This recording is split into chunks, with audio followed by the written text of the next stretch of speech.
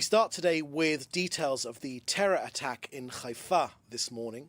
This is what we know so far. The attack took place at the Hamifratz Central Railway Station in Haifa. It was a stabbing attack. The initial call to emergency services was received at 9:53 a.m. this morning. Police were quickly at the scene. The terrorist was neutralized and eliminated. Magen David Adom EMTs and paramedics pronounced a 17-year-old man dead and treated 4 patients, 3 in serious condition, a male and female in their 30s, and a 15-year-old male. A 70-year-old female is also in moderate condition. The Prime Minister spoke for the nation, sending deepest condolences to the family of the man who was murdered. This has been a shocking terrorist attack in Haifa, and he also sent the nation's best wishes for a swift and complete recovery to those who've been wounded. This is, of course, part of a vicious and despicable wave of terror aimed at harming as many innocent civilians as possible. This is the result of incessant incitement directed by Hamas and their paymasters in Iran. Israel will fight terror everywhere against those who seek to murder us, and we will defeat them. Next, on the hostage release framework, Hamas has refused to accept the Witkoff framework, to which Israel has actually agreed. There is plenty of food and supplies in Gaza. 4,200 trucks a week have gone in during this ceasefire, enough for many, many months.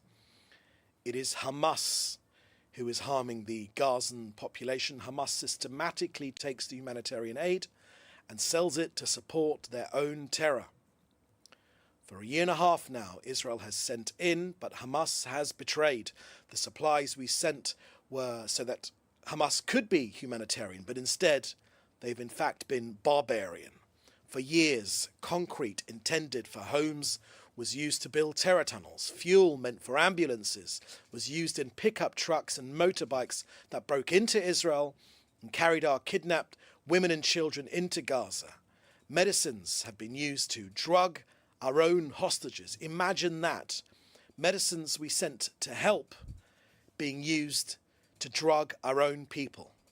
Food intended for widespread distribution has been feeding the bellies of the guards that starve our own hostages, our own hostages emerge looking like victims of the Holocaust.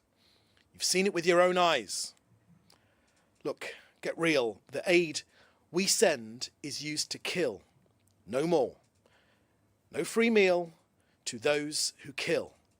Israel will not allow the Hamas terrorist organization to continue the ceasefire under the conditions of the first stage without releasing our hostages. Our hostages have been held in inhumane conditions, and if Hamas persists in its refusal, there will be additional consequences. Next, during the month of February, our armed forces have taken forward counter-terror operations in northern Samaria and other areas. 25 terrorists have been eliminated, including weapons dealers, terrorists who manufactured, planted and detonated explosive devices, and those who planned terrorist attacks. 350 wanted individuals have been apprehended, and 120 weapons have been confiscated.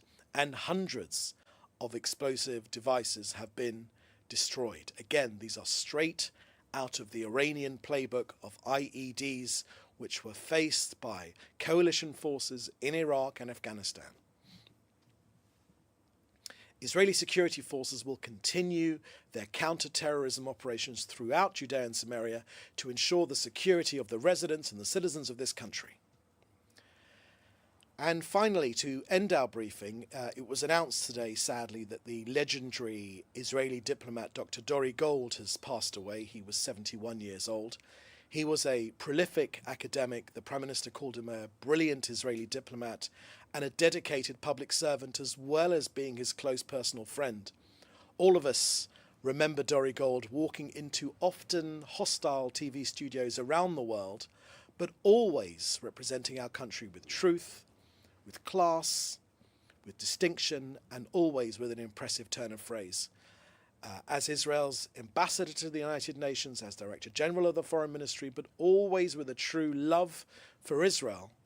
With his sharp analytical skills, he was hugely instrumental actually in the Abraham Accords with Arab countries, and was frequently a go-between with our Arab neighbours.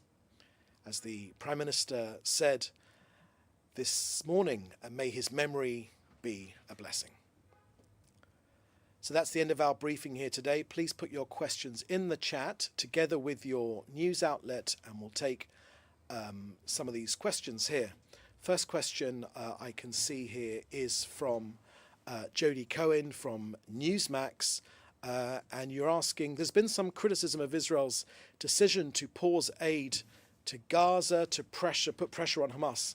However, some commentators are saying that Israel's decision is a similar response to the UN pausing aid to the Houthi stronghold in Yemen after more UN staffers were detained. What's your response? Thank you for that question, Jody. Let me answer you this way. Look, Israel is prepared to make many painful sacrifices in a pursuit of a change in the status quo. But listen to this: arming and equipping those who seek our own extermination and who use supplies we send to torture our own people is a step too far. No one has the moral right to demand we equip rapists and serial killers so that they may kill and rape some more. Who even asks such a thing? Shame on anyone who even suggests it. The sworn goal of Hamas is to kill every Jew on earth. And so what? You want Israel to pay for their petrol, to make them sandwiches as well? The world should get over themselves. You're leaning on the wrong people. Lean on Hamas. If Hamas suddenly have an interest in the humanitarian, why don't they start a little closer to home? Why don't they release our hostages? Why don't they stop teaching their kids to blow themselves up as suicide bombers? Why don't they stop calling to exterminate the Jewish people? None of that seems very humanitarian to me.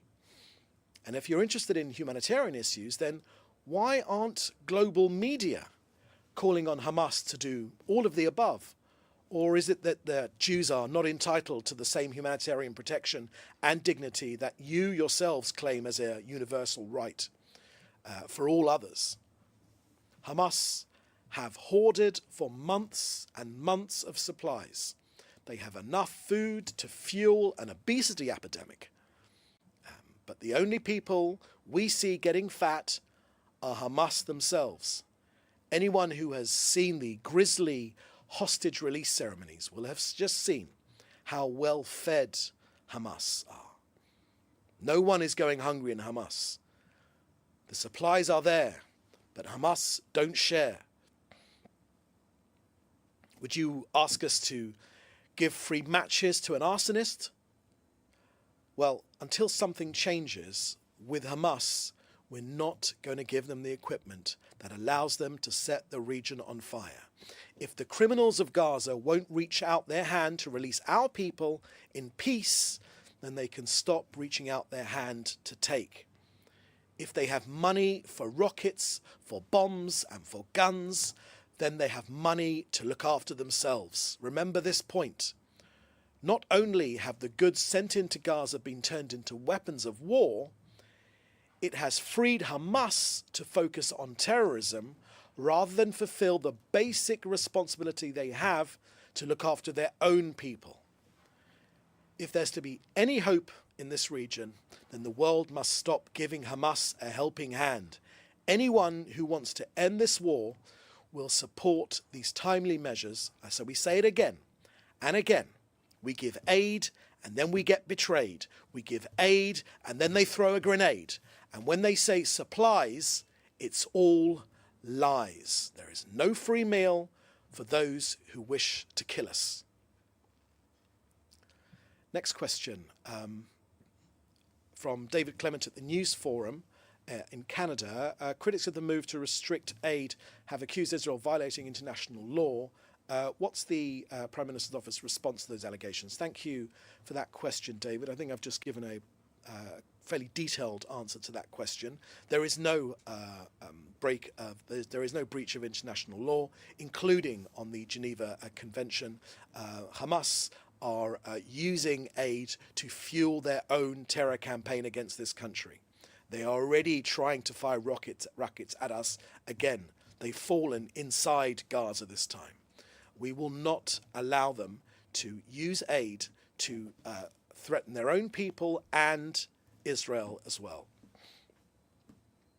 Next question from Mark Weiss at Khan Radio, and you're asking about electricity and water supplies to Gaza. Thank you, Mark. I've answered that question quite comprehensively. Next question from Joel Pollack at Breitbart News. Was the recent video by the Prime Minister Netanyahu thanking President Trump for his assistance an attempt to draw a contrast with Ukrainian President Volodymyr Zelensky? And thank you for that question, Joel. Let me answer you this way, Joel.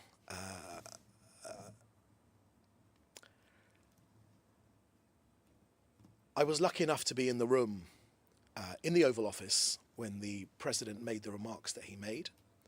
I was lucky enough to have seen with my own eyes the welcome which President Trump made to this country. Prime Minister Netanyahu was the very first international leader which was welcomed in this second term. And I was lucky enough and honoured enough to see the welcome which our Prime Minister received at every single step when he went around the US to visit different parts of the administration. In the Pentagon, in Congress, from cross-party members as well.